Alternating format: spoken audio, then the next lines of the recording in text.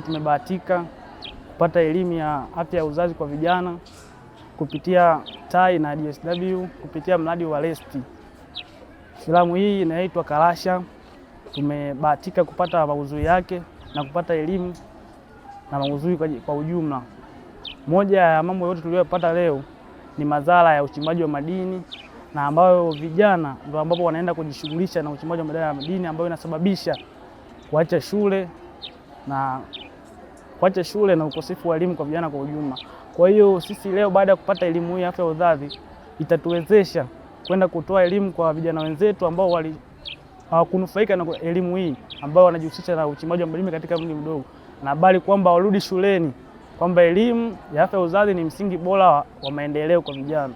Wazingatie elimu, wasiwe na tamaa za kupata hela kwa haraka, kuachana na madini na kurudi shuleni kwa ajili ya kupata elimu bora kwa maendeleo yao ya sasa na vizazi vijavyo. Asante.